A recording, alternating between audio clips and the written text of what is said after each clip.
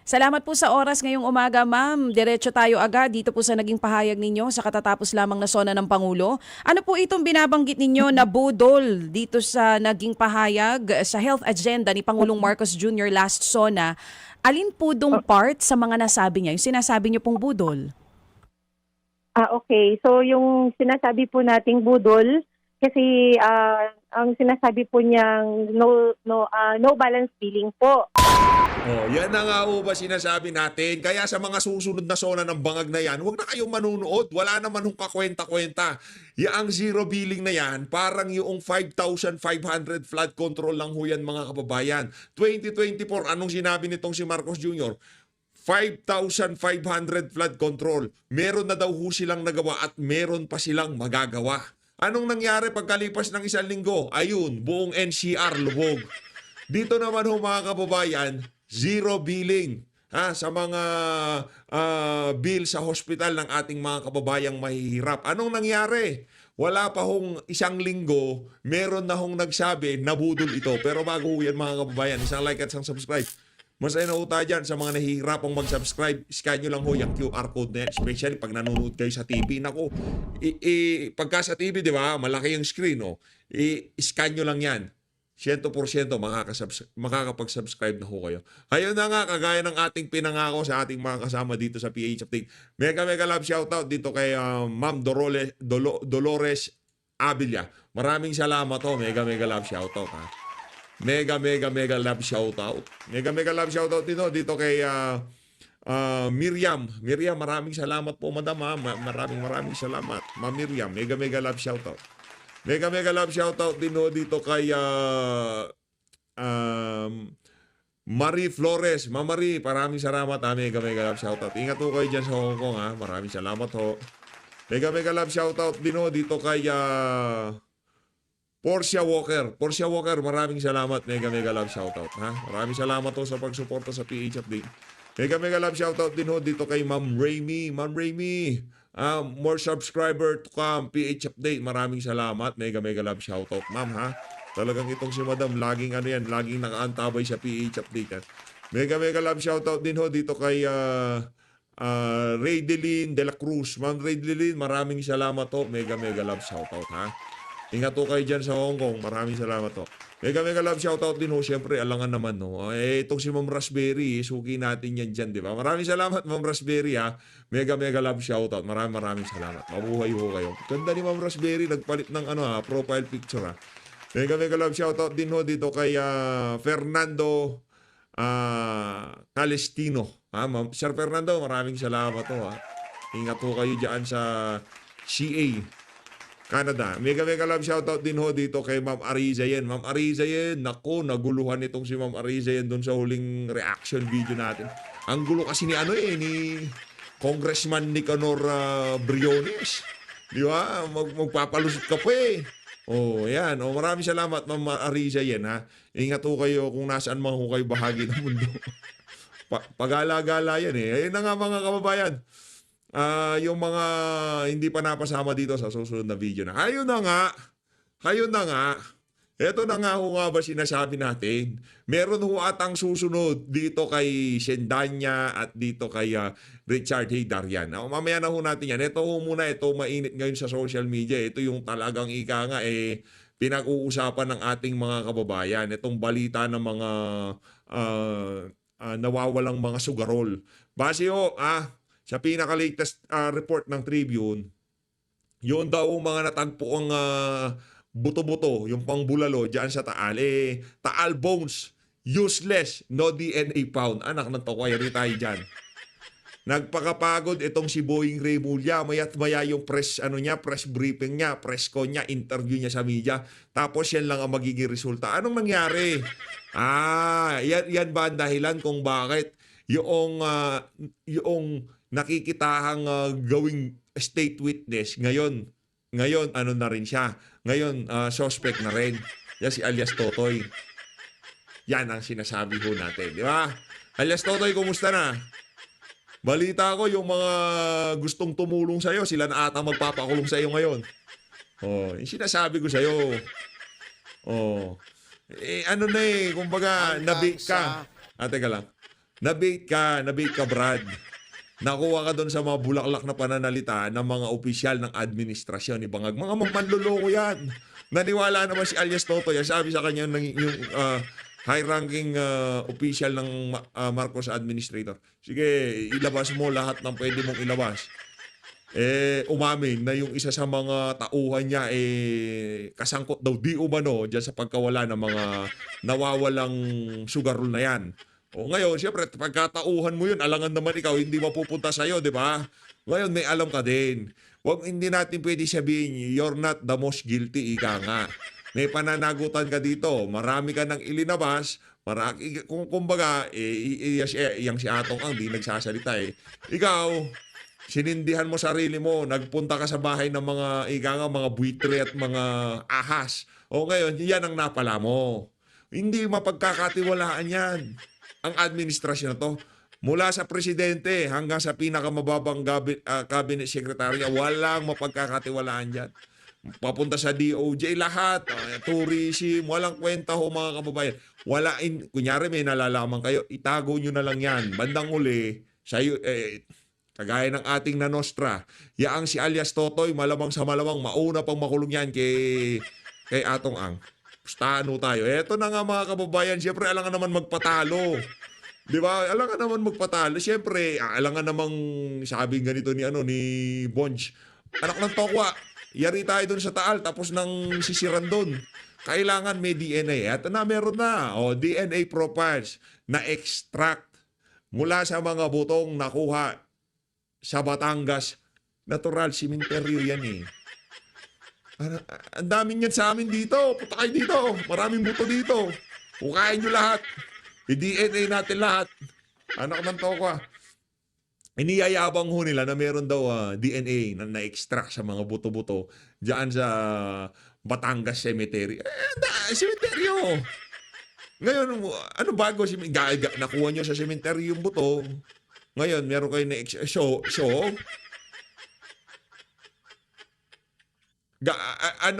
Ganito na lang. Hindi pwede. Kahit sabihin natin merong na-extract na DNA dyan, hindi mo pagkakatiwalaan itong administrasyon na to eh. Para sa mga biktima nitong mga nawawalang sabungero na to, pahinga na ho kayo. Ako na nagsasabi sa inyo, kung sa susunod na administrasyon magkakaroon ng tama at talagang hindi kargado ng politika ng pag-iimbestiga dyan sa mga nawawala na kamag-anak nyo, doon ho kayo sumandig, yun hong tayuan ninyo. Pero dito, naku, bababuyin lang ho yung pagkawala ng inyong mga mahal sa buhay. Hindi ho tayo naniniwala na itong administrasyon na to ay makakapagbigay linaw sa anumang issue na nangyayari ngayon sa ating bansa. Hair follicle test nga ho, hindi ho sila makakanay. Hahanapin pa nila yung mga nawawala yung kamag-anak. Malabo ho yun mga kababayan. Heto na nga ho mga kababayan, rekta na ho tayo kay Sendanya para sa mga kababayan nating nawawala yung kanilang mga mahal sa buhay. Ang aking pakiusap, hintay lang ho ng konti. Mabibigyan din ho ng hustisya. Ngayon, kung yung mga nakakaladkad na pangalan, lilitaw ulit sa susunod na investigasyon sa administrasyon nitong si Vice President Sara Duterte, ni President Sara Duterte, doon ho talaga makakamtan nyo ang tunay na hustisya. Eto, rekta ho tayo dito kay DJ Chacha. Bago tayo magpunta dito kay Sindanya. Mamakaya ka na Sindanya. Dito muna ako kay DJ Chacha. Gabe. General ng Alliance of Health Workers, tungkol pa rin po dito sa zero balance billing ng DOH hospitals at maging doon sa naging pahayag po nila sa katatapos lamang na SONA ng Pangulong Marcos Jr. Ma'am Christy Dongines, magandang umaga po. Yes, good morning po. Good morning sa lahat po nakikinig po sa atin ngayon. Salamat po sa oras ngayong umaga, ma'am. Diretso tayo agad dito po sa naging pahayag ninyo sa katatapos lamang na SONA ng Pangulo. Ano po itong binabanggit ninyo na budol dito sa naging pahayag sa health agenda ni Pangulong Marcos Jr. last SONA? Alin po dong part sa mga nasabi niya? Yung sinasabi niyo pong budol? Okay. So yung sinasabi po nating budol, kasi ang sinasabi po niyang no balance billing po. Na sinasabi po na wala na pong babayaran pag ikaw po ay napunta sa hospital, nagpagamot. na ang pinaka po kasi natin diyan, bakit kailangan at ang sinabi niya po, bakit kailangan bahala na ang PhilHealth. Ang ibig sabihin lang po kasi niya nang pagka nagkaroon ka po, ang sinasabi niya pong no balance billing po, kailangan isa ka munang miyembro ng PhilHealth. Pagka Nako. ikaw naging miyembro na ng PhilHealth, hindi ibig sabihin na automatic maging no balance billing ka po. Kasi may categorization pa po yun. Sa Nako. ngayon po, pinapractice pa rin po yan na kailangan makategorize ka muna. May marami po kasing categorization po yun. Ngayon, kung ikaw po ay pasok doon sa categorization po na parang indigency siya, ang dating, ibig sabihin po nun, wala kang babayaran paglabas mo. Pero kung upon the interview, kasi may mga interview pa po yun, may mga requirements pa po silang hinahanap sa inyo. Ngayon, pagkatapos may interview, kung ikaw po hindi qualified po doon sa category po na yon, ay magbabayad ka pa rin po naman, may babayaran ka pa rin naman. Hindi po siya libre. So ayun, at least malinaw po no, Miss Christy. So on the ground, hindi po totoo na zero billing agad kasi marami pang pagdadaanan talaga yung isang pasyente Yes na po. assessment. Yes po, marami po. Mahabang pila, pagdating mo sa dulo, hindi mo alam, may slip na ibibigay. Ito po yung mga kailangan i-comply mo para maging member ka ng PhilHealth, tapos i-interviewin ka pa, ganito, ganyan. Paano naman po kung hindi mo dala yung mga requirements na hinihingi nila? Like for example lang, kailangan mo pala ng original copy from the PSA, certified from the PSA na birth certificate. Kung wala kang hawak po nun, babalik ka Yari. ulit. Tatanggal ka sa pila, babalik ka, pupunta ka sa PSA, maghahanap ka na Nako. naman ng pera, pambayad doon sa birth certificate mo. Hindi naman po libre ang birth certificate sa PSA, may bayad din po. O ibig sabihin talagang budol yan. Anak ng Petrang Karapata, yan ang nga ba sinasabi natin eh. Mag-ingat po kayo sa pambubudol nitong administrasyon na to. 5,500 flood control versus zero billing. Sino ko kaya magwawagi sa to? Yari na naman si Bangag dito. Ako nang tawa. O madam, Oo. Jen. Ma'am, para lang din sa kaalaman ng lahat, kayo po ay parte nga ng Alliance of Health Workers. Kayo po ba ay nurse or doktor? Para lang po. Yes po. Oo. Nurse po isang ako. registered nurse. Oh, registered nurse yan ha. Registered nurse yan.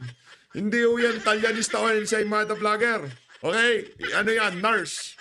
Registered nurse. Health worker. Hindi, ay, alam ko na gagawin ng administrasyon na to yan dito kay ate Christy. Ang gagawin nila, gigipitin nila ang ali. Di ba? Madam, mabuhay ho kayo. Kung ano man ang magiging sitwasyon nyo pagkatapos ng paglalahad nyo na yan, mag-ingat ho kayo dahil itong napakabingatibo ho ng administrasyon na to. Hindi ho sila pwedeng pagsabihan ng ganyan. Otherwise, pag-iinitan kayo ng kung saan man kayo nagtatrabaho, yung ginawa kay Ma'am Crisette, di ba? Dahil kinalaban niya si Tamba, ano nangyari, di ba? Pinag-initan siya. Ganyan din gagawin dito kay ate nurse. Isa rin po sa Yes po. Isa rin po sa nabanggit po ninyo dito po sa naging statement ninyo dito sa SONA ng Pangulo. Sinasabi niyo po yung kawalan ng sinseridad sa pagtugon sa matagal ng panawagan at pangako po para sa inyo pong mga health workers. Ano po exactly yung pangako na hanggang ngayon ay hindi pa po natutupad ng Pangulo? Yes po. Unahin po muna natin. Naghintay po tayo, nakinig po tayo sa SONA kasi inaasahan po natin na magbanggit man lang ng maganda o ikatutuwa ng mga health workers. Pero kahit isa po doon, hindi siya nagbanggit sa mga health workers po. Parang nabaliwala po kami, nabaliwala lahat ng hirap, nabaliwala lahat ng pagod namin na ginawa. So ang isa pong sinasabi po dahil wala siyang sinseridad na hindi niya pagtugon po, ang panawagan po natin, alam naman po ng lahat talaga po yun, na talagang kailangan po natin na nakabubuhay na sahod po. Mga benepisyo po na hanggang ngayon marami pa pong hindi nakakatanggap. At sapat po na at gusto po natin libre, komprehensibo po na serbisyong pangkalusugan para po sa atin, sa mga mamamayan po natin, lalo-lalo na po sa mga mahihirap nating mga kababayan. Tapos, isa pa po, ang pinapanawagan din po natin na dapat gawing regular ang mga kontraktual nating mga kasamahan. Okay. I get it now. Christy.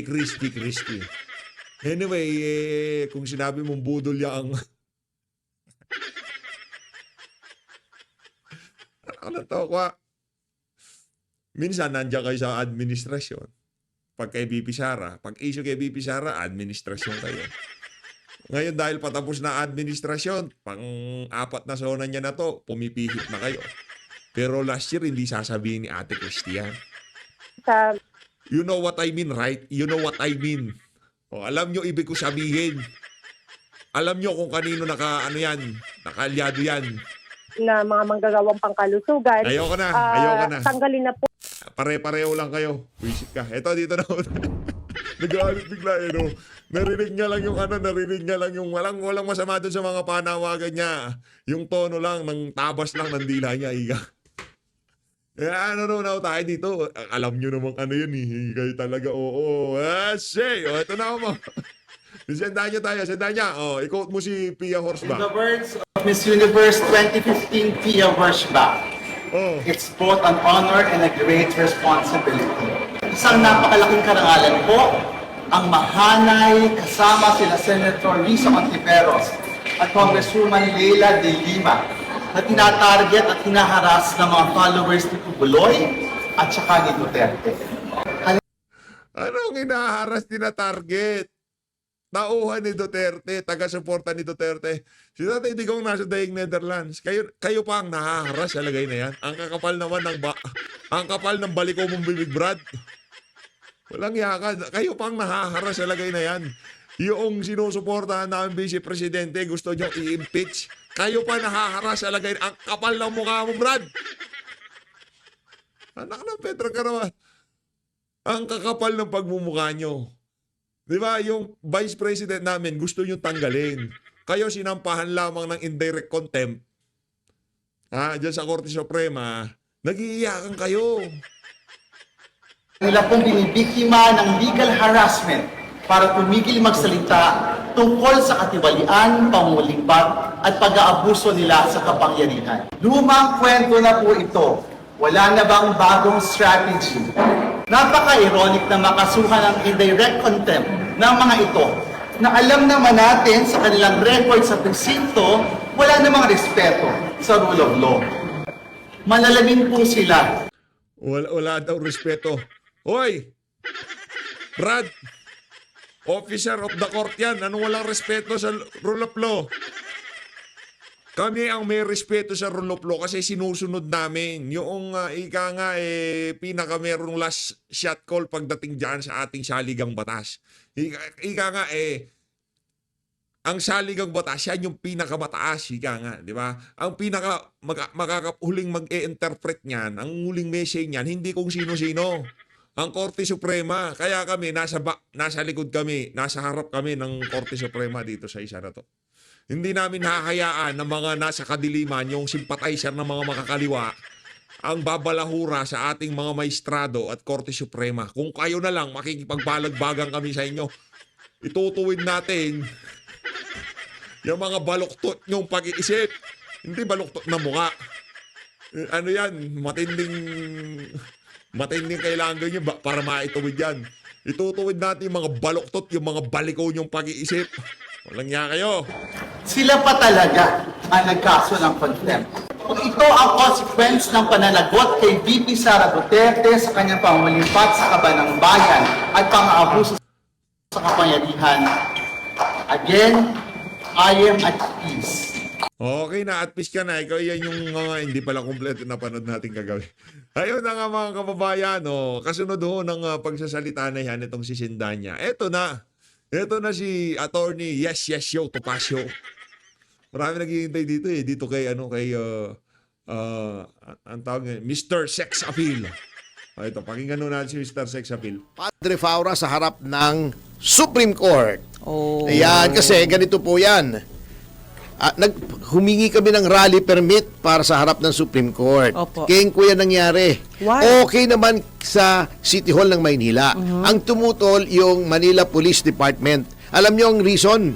Hindi daw Freedom Park yung Padre Faura.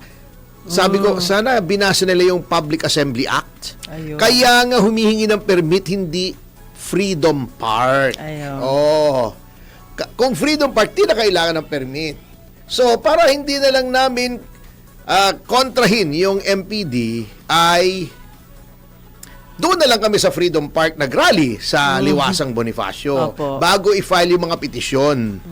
Eh, hindi naman namin masisisi. Hindi naman namin pwedeng pigilan. Yung mga kasamang nag-rally Sumama rin doon. sa Liwasang Bonifacio, Opo. gusto daw samahan kami mag-file ng petition. Ala. Eh, wala namang masama ron.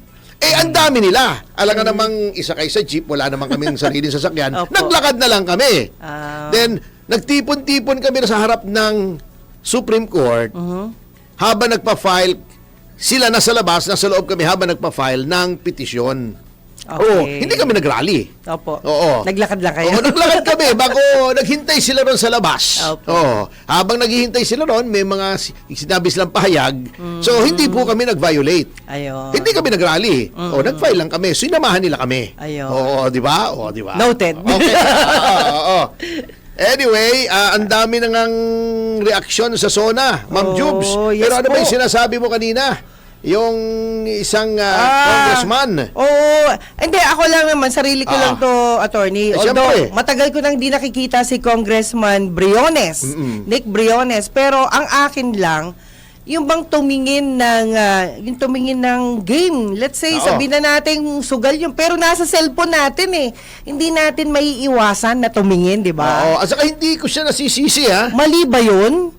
Hindi, para sa akin hindi. Oo, Kasi diba? napaka-boring nung SONA eh. Yun Oo. lang. Hindi. Alam mo, buti na lang, hindi porn yung tinignan niya. Mas lalong grabe. I-fact check mo ko, Opo. ha? May isang miyembro ng parliament sa Indonesia Opo. na telephoto lens siya habang nagsesesyon yung parliament. Nanonood Nanonood siya ng porn. Oh, grabe. Oo, sa kanyang telepono. Sa sobrang Opo. hiya niya, nag-resign siya.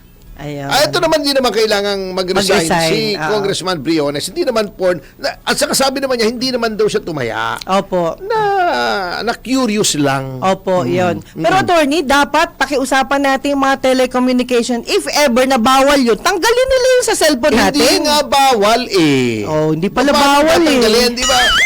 Permitted ng PAGCOR. Yan nga ang sinasabi nila. Dapat tanggalin na yan kasi accessible to everyone. Oh, ayun pala eh. Bakit minamasama ng iba? Eh, Diba? ewan ko. Ayun. Eh kung hindi maganda yon, eh di gawin yung interesting yung SONA para hindi na manood ng sabong. Ayun. Oh, di ba? Manood na lang ng SONA. Tama daw. Di ba? Oo. Hindi, ang sa akin lang naman, sana sir, bigyan ng freedom yung mga tao kung saan nila gustong manood. Eh kung That's sa all. ayaw makinig ng SONA, ano magagawa natin? Ayun nga po. Oo. Boring daw eh. Oh. Boring. Boring. Pero attorney, sana hindi na lang siya pumunta. Pwede bang hindi siya pumunta doon? Congressman siya, di ba? Natatawa nga ako rito kay Linda Humilia Abalos. Unang-una pa daw na araw ng sesyon, hindi na ginagampanan ni Amy Marcos, ni Robin Padilla. Di ba may mga senador na hindi nanood ng SONA? Si Robin Padilla bilang protesta doon sa ginawa kay Pangulong Duterte. Opo. Hindi na daw ginagawa nila yung mga senador ang trabaho nila. Ma'am, Maring Linda, hindi po trabaho ng legislator ang manood ng SONA. Yan po ay isang seremonya lamang na pwede mong puntahan, pwede mong hindi puntahan. If you want to. Oo, pag inanyayahan ka. Oo. But while it is a joint session of the House and the Senate at magre-report yung presidente, hindi po legislative ang nature niyan. Okay. Oo. So, hindi po kasama sa trabaho. Ang trabaho po, strictly speaking, ay mag-legislate. Ayun. Anyway, klaro yan. Okay. At saka congratulations, attorney. Bakit? Yung pagiging Anong nangyari? makulit mo, hindi talaga natanggal si, Ay, oo! Si Auntie Claire. Pagpasalamat tayo Diba? kay Pangulong Marcos. Bongbong Marcos. Junior. Congratulations. Oo, sapagkat Diba? yung ating hinihiling na Natupad. huwag tanggalin Ayan. si Jose Claire Castro ay tinupad niya! Masaya naman ang PCO. Masaya diba? na naman ang taong bayan. Yes. Sa kabila ng lahat ng baha, at least pagka bumabaha, natatawa pa rin sila. Ayun. Oo, pag lumulusog sila sa baha, pwede silang manood sa YouTube, sa TikTok, makikita nila si Jose Castro, matatawa sila. Ayan. Oo, yan. Ibig sabihin, masaya lang. Yes. Pag nakita nila yung palikpik ni Yusek Castro ay matutuwa na sila. Oo. Bolero yun. Alin? Bolero. Yung ganon. Akala ko bolero si Claire Castro Ay, hindi eh. po. Bolero yung suot niya. Yun pala tawag ng bolero. Bolero. Kaya pala, bolero. Pag babae, bolera. Ayan. Oo. Anyway, thank you, Opo, you, thank you, Mr. President. Mr. President. Salamat. Yes. Natutuwa. Baka Thank you, mag-rally thank tuloy you. kami sa Malacanang. Dahil natuwa tayo. Oh, Huwag dahil na. natuwa tayo. Huwag na, sir. Pasalamat. Thank you, Mr. President. Ayan. Yan. Ay, may kanta sa Japanese Tuloy nga. ang ligaya. Ayan. Dapat ganito pag-aralan mo, attorney. Thank you for your kindness. Ah, Thank you meron ba? for your tenderness. Akala ko ba, Japan, ba't English? Hindi. Version niloloko version mo na ako hapon eh. yun. Niloloko Kasi mo ako, sabi mo eh. may nag-request attorney na yung pagpapasalamat, idaan na lang daw natin sa kanta. Yan. Kala ko yung may kanta doon, di ba? Yun lang ang alam kong kantang Japanese eh. Ano po? Yung tato ni Aramina dito too. Alam mo ba yun? Yung sa Voltus 5. Kanta ba ganon? Oo, meron. Hindi ko alam yan. Yung team ng Voltus 5. Ah, okay. Tato ni Aramina dito too. Ang palam yung kantang yun. Ang bira. Grabe, Voltus oh. 5 team. Anyway, speaking of trabaho ng legislator, hindi rin po trabaho ng legislator tong pakialaman ang Supreme Court. Ito na naman, may kaulaluan na naman ginagawa itong dalawang mambabatas natin, ha? Si Kiko Panghilinan at si Bam Aquino. Alam nyo, si Bam Aquino, dapat dito tayo bumili ng mga timba kung saan natin iupunin ang tubig baha. Yan. Alam mo kung Ba bakit? yan? Ha? Sige, bakit po? Orokan eh. Oro. Plastic. Plastic. Di ba? Orokan. Oo nga. Di ba nung nagkakampanya siya para lang makuha ang boto ng ibang taong undecided, sabi niya, hindi daw siya masyadong nagpa-prioritize sa impeachment. Mas marami pa daw na dapat i-prioritize. Ngayong nahalal na, nakuha na yung boto. Bumaliktad na. Dinala na siya ng INC na anti-impeachment. Bumaliktad na. Wala nang sinasabi ngayon, wala nang bukang bibig, kundi impeachment. Walang word of honor yan. Wala, mahirap talaga magtiwala sa isang Aquino. Natatandaan nyo yung ginawa ni Cory Aquino kay Doy Laurel. Yung mga usapan nila, tinalikuran. Bagkos. Bagkos. Siniraan pa ng siniraan si Vice President Doy Laurel. Samantalang kung hindi nag-give way si Vice Presidente Laurel sa pagtakbo niya bilang presidente, baka hindi nagkaroon ng people power. Kasi magdi-divide yung opposition. Hindi pwedeng sabihin ni Cory Aquino na dinaya siya. Opo. Bagamat ang official count ay nanalo si Pangulong Marcos Sr. So ako hindi ko kahit asar ako rito kay Junior, paninindigan ko ang nanalo noon si Senior. Si Senior Kaya nanalo. nangailangan sila mag-people power. Si Extra Apo. constitutional nga yun. Inagaw nga nila yung poder eh. Inagaw, ayun. So yun na nangyari. Ako ayoko ng mga pang-aagaw ng poder via extra constitutional means. Opo. Kaya yung mga nananawagan, Revgov, or magkudeta against President Marcos, ayoko po niyan. Wag, For the record, wag. ayoko Wag, ng wag. extra constitutional. Opo. Kung papalitan ang pinuno, it should be by constitutional means. Opo. Yung ayon Correct. sa saligang batas Saligang at batas. ayon sa rule of law. Kasi Yes. lagi tayong rule of law. Kaya nga yun ang sinisigaw natin kahapon eh. Opo. Diba? Opo. Respect the Constitution, respect the Supreme Court, respect the rule of law. That's Ngayon, true. may mga ulalo ha. Ito, natatawa ako din sa mga kritiko ng Constitution eh. Ng Supreme Court Supreme eh. Court. May sinasabi sila, ang Supreme daw ay Constitution. Hindi ang legislature, hindi ang Supreme Court, hindi ang executive, ang Constitution daw. Totoo yung sinasabi nyo, pero yung conclusion nyo, mali. Kaya daw, hindi maganda yung ginawa ng Supreme Court na nakialam sa legislature tungkol sa impeachment.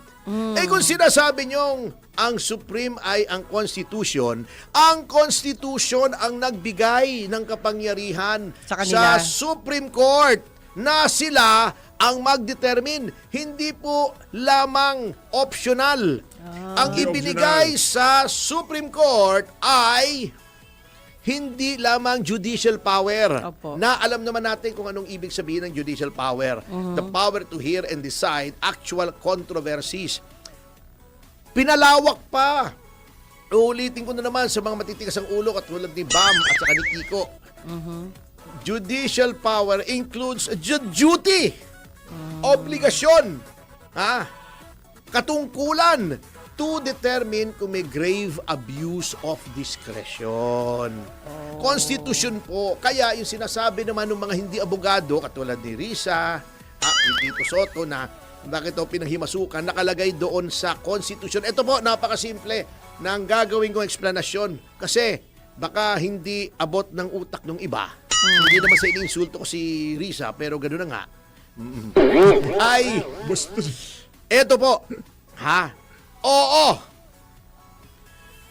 Ang konstitusyon ang nagbibigay sa Senado ng sole power to hear and decide impeachment cases. Tama! Ayun. Ngunit, paulit-ulit na nating sinasabi, Opo. napakasimple Yan. lang naman, before you can, jurisdiction ang una. Before you can hear and decide any case, mula sa pinakaman Metropolitan Trial Court hanggang sa Court of Appeals, plus ang impeachment court. Opo. Before any court can hear and decide a case, it must have jurisdiction. Ayun. Because Yan. jurisdiction is the power to hear and decide a case. Okay, ha? Okay. Opo. Ngayon, sinabi nga ng Supreme Court, wala kayong jurisdiction. Bakit Supreme Court at hindi impeachment court? Sapagkat may aligasyon ng grave abuse. At ayon din sa konstitusyon, the same constitution that created the impeachment court, ay ang Supreme Court ang may katungkulan na sabihin kung may grave abuse. Anong ibig sabihin kapag may grave abuse? Walang jurisdiction. Kasi grave abuse of discretion amounting to lack or excess of jurisdiction. Walang jurisdiction o sumobra sa jurisdiction. May power ka pero sinobrahan mo yung Sinobrahan. pag-exercise ng power. Okay. Paano magpapasok yung constitutional power ng impeachment court para mag-hear and decide kung walang jurisdiction? Ayun na. So, it never vested. The power to hear and decide never vested in the impeachment court in the first place kasi may 1-year ban nga among other things. Okay.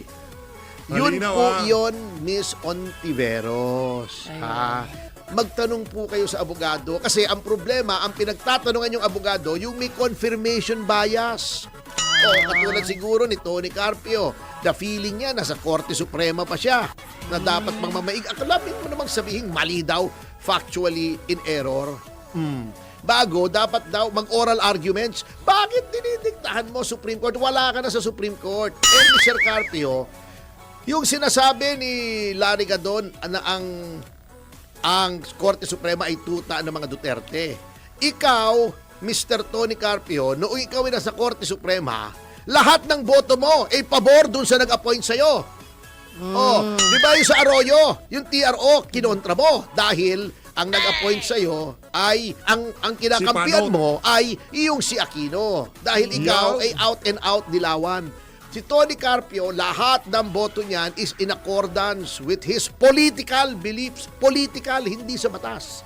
Ano Hindi sa nangyayari, batas. Mr. Carpio? Lagi kang nasa minority. Lagi kang natatalo sa botohan. Laging mali ang iyong opinion. Bakit ko sinasabing mali? Dahil ang majority lang ang tama. Ganon po ang Korte Suprema. Mag-dissenting opinion ka man, mali ka pa rin. Ayun. So do not tell us now na tama ka kasi malimit nung ikaw ay mahistrado pa ng Korte Suprema, you were always on the losing side. Ayun. Do not dictate on the Supreme Court. Bordering on contempt na yung ginagawa nyo Nako. Kung ano-anong criticism na. Pero nalungkot ako Bakit? Inendorso ng INC si Senator Bam Aquino. Tapos ngayon hindi niya sinusunod yung magandang plano niya noon. Kaya naniwala sa kanya. Kaya nga sabi ko sa inyo, doon Masakit ikaw bumili yun. ng timba Masakit yun, Ng sir. timba at saka mga drum kay Bam Aquino. Oo. OMG. Kita mo ba naman ito, magpupush ka ng resolution from the Senate, sasabihin mo kung anong dapat gawin ng Supreme Court, hindi mo na ginalang yung separation of powers at saka Opo. yung pagka-co-equal ng Supreme Court, ibe-pressure mo. Ano ba namang mentalidad ang mga ito? Kasi ang mga nalalagay sa Senado, yung walang yung mga walang statesmanship at saka senatorial temperament. Alam nyo kaya Senate yan, Senex ang root word niyan in Latin. Senex, parang senile, Opo. senior, may edad. Okay. Bakit may Senado noong panahon ng Roman times kung saan nagmula ang Senado? Kasi ang presumption, di ba, pag may edad ka na, may wisdom ka na. Yun. Hindi ka na mapusok. Mas malinaw ng pag-iisip mo. Kaso mo, may mga tao pala na tumanda nang walang pinagtandaan. Yun ang Batangas, masakit. di ba? Oo. Yun ang nangyayari nito. Bakit mo impluensyahan ng Supreme Court? Gagamitin mo pa yung office mo as a senator para impluensyahan? Oh. Kung Sayang. mag-disagree kayo, mag-disagree kayo. Ay Sayang. nako, may sinasabi pa itong si Carpio. Sorry po, hindi na po kayo miyembro ng Supreme Court. So your opinion is only as good as the opinion of my driver, or of my secretary, or myself. And I disagree with you. Sasabihin pang hindi yung 1-year ban nag-a-apply. Palpak ang House. Ayaw sumagot sa Supreme Court. Mr. Justice Carpio, although you are free to give your opinion, wag kang magmamarunong na parang mas magaling ka pa sa Korte Suprema. Pangit po yun. Since nawala ka na sa posisyon. Oo, wala na Oo.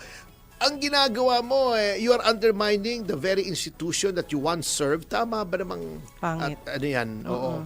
Hindi ko sinasabing pangit si Tony Carpio, ha? Hindi Yung po, ginagawa sabihin niya, yung ginagawa oo. niya. Oo. Hindi, gwapo yun si Atty. Oo, Carpio. naman, makisig, matangkad, di ba? Opo. Namit ko Opo. na. Matalino naman. Opo. Oo. Nakalimutan Kaya lang. lang, I respectfully disagree. At ang naiinis ako dyan, bakit parang iniimpluwensyahan mo yung Korte Suprema? Sasabihin mo, ay hindi, dapat ganito yan, dapat ganon. Ayan. Medyo masyadong overbearing. Lalong maiinis sa'yo yung taong bayan pagka ganyan. Opo.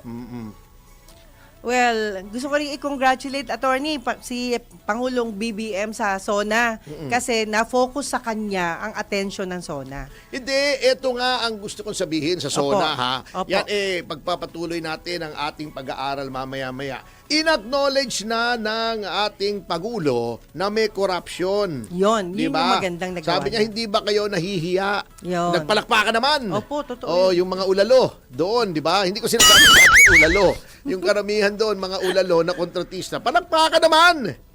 Samantala, ngayon, itong sinasabi ko, kung talagang seryoso itong mga taong ito sa accountability kayo ng accountability dito sa kay Sara, ang tingnan nyo, ang imbestigahan nyo, itong flood control. Ito ha, tingnan nyo, umpisahan ko lang yung ating pag-aaral. Ipagpapatuloy natin yan mamaya. Alam nyo ba, Ayun na nga mga kababayan, dito na una tatapusin ang ating reaction video. Maraming salamat po sa pag-support sa page update. Mag-ingat po kayo lahat.